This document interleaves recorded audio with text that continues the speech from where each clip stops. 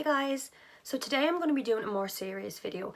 I'm going to be covering the case of Chloe Ayling, a British glamour model who was abducted in Milan in Italy in 2017 with the intent of selling her into the sex slave industry. Now, human trafficking is a huge problem today.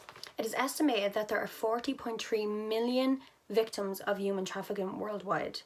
27 million of these victims are adults and 13 million of these victims are children. It is a $150 billion industry. 80% of human trafficking victims are sold as sex slaves. 19% of them are sold for labour, exploitation and organ harvesting. And there are now more human slaves in the world than there ever was before.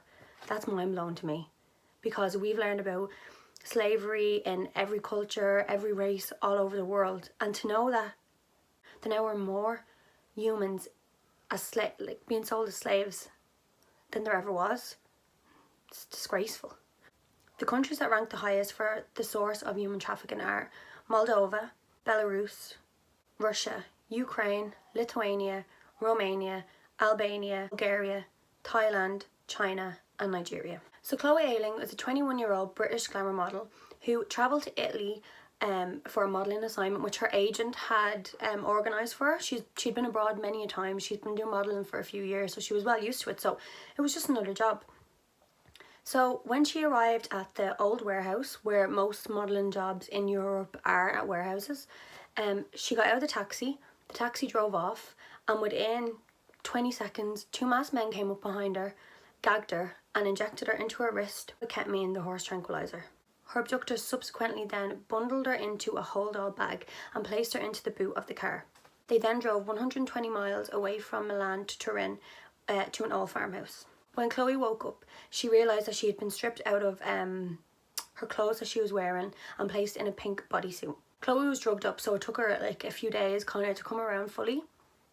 But when she did, her abductor, which is a man named Lucas Herba, a Polish man, was sitting on the single bed opposite to her. He then told Chloe that he belonged to a Romanian human trafficking group called Black Death, and that she was going to be sold online on the dark web for €300,000, which is £265,000. The dark web, for anyone that doesn't know, contains content that isn't searchable on a normal search engine, and it has to be accessed by specific software or passwords and stuff. And the dark web is used for multiple criminal activities. Herbert then told Chloe that he had travelled all the way from Rome to rescue her because he realised after checking her Instagram that she was a mother, and that the Black Death regard the kidnap of mothers to be unethical and not worth as much money on the dark web. He said that in order for her to be released, that he would have to raise €300,000 himself to cover the cost of what she would have been sold for and to sell 20 of his properties. He then showed her the ad that was going to be put up on the dark web as her advertisement to be sold into sex slavery. He told her that she was most likely going to be bought by an Arab, and that when Arab owners are bored with their sex slaves or slaves, that they subsequently feed them to their tigers. Herbert then told her that the Black Death agents were all around and always watching, so she had to trust him because he was putting his life on the line to save her. If she wanted to get out alive and him get out alive, she had to trust him. But in reality, the Black Death organisation was all a total lie. It was really only Lucas and his brother Michael who had planned the kidnapping and had kidnapped Chloe and had her hostage. Chloe had actually met Lucas a few months before when she went to Paris to do another photo shoot. Herbert disguised himself under the alias of Andre, a professional photographer from Paris that was going to be filming the shoot. He called off the shoot at the last minute because he said that his equipment had been stolen. So he then travelled to Chloe as Andre, the photographer, to give her money for a taxi back to the airport and to apologise. Turns out that Lucas was going to abduct Chloe in Paris the first time round, but he panicked because there was a terrorist attack on the Champs-Elysees and police were everywhere. So he bottled it and decided that he wasn't going to abduct her that time. But that's why he kept trying and succeeded the second time round in Milan a few months later. It also came to light that Chloe and Lucas were actually friends on Facebook.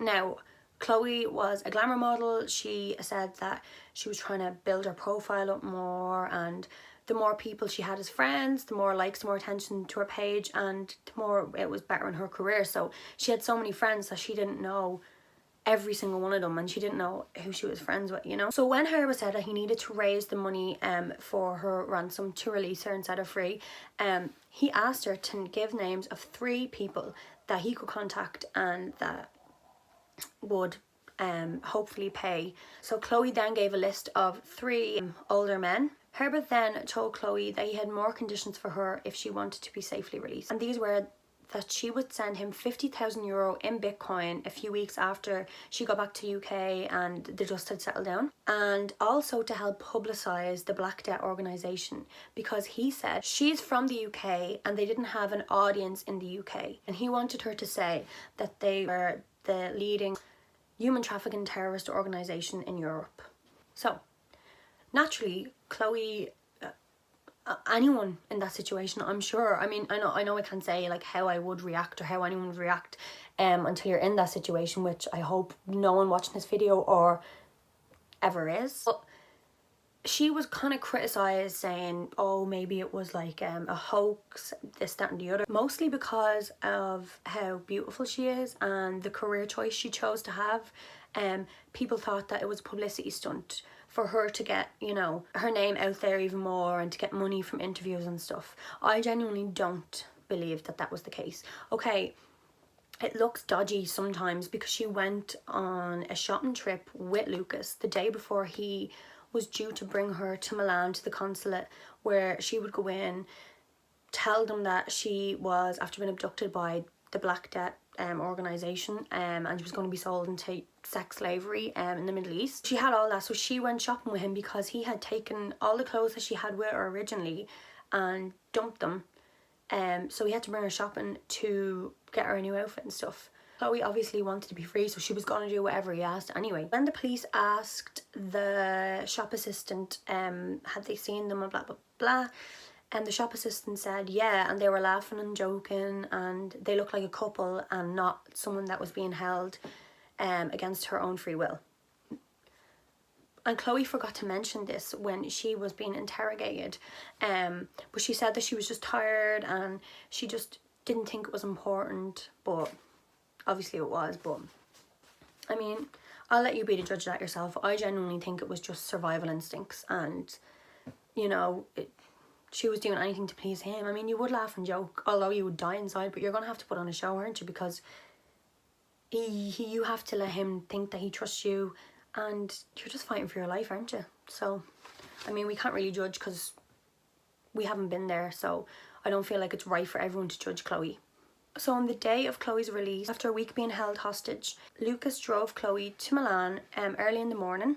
They arrived 3 hours before the consulate actually opened, so Lucas said that he would bring her to breakfast and stuff. So he brought her to breakfast. They were seen laughing and joking again. And originally Lucas was just meant to leave her outside the consulate, like, and then he would go, so he would have enough time to vacate and be gone and as far away as possible before the authorities obviously came looking for him. But on the morning after the breakfast, he changed his mind and decided that he was going to walk her into the consulate in Milan. Weird. So he was caught anyway, and he's after been sentenced to 16 years in prison for attempted murder of Chloe, because with the ketamine being injected and stuffing her in the boot, she could have died of an overdose or she could have suffocated. So attempted murder and obviously keeping her against her will and abduction. Of course he denied it as much as possible, and when he got wind of the media doubting Chloe's story, he and his lawyers decided to pounce on that and use it anything they could against her, but they lost. So that is it. Chloe has released a book about her abduction story. I will link a link to that below if you want to buy it. She's also recently just appeared in Celebrity Big Brother UK, where I thought she came across very, very well. People also question that she doesn't seem to have many emotions when she's talking about the story, and people are trying to deem that she should be more upset. But once again, how can you say how you would react, or how everyone's different, everyone shows emotions differently? So I just think give her a break. She's a 21-year-old girl, she's a mother, she's been through a lot, you know. She's strong and she handles it well, and that's what I think. I hope that this video speaks to people to be very, very, very vigilant of your surroundings, of who you're friends with online. I mean, Chloe was friends with this man and she didn't even realise. You know, people tend to overshare on social media these days, and God forbid, but anyone could be watching it a little too closely, and you just really need to be so careful and so vigilant. It's also worth knowing the warning signs of people that are about to be abducted into human trafficking, especially at airports.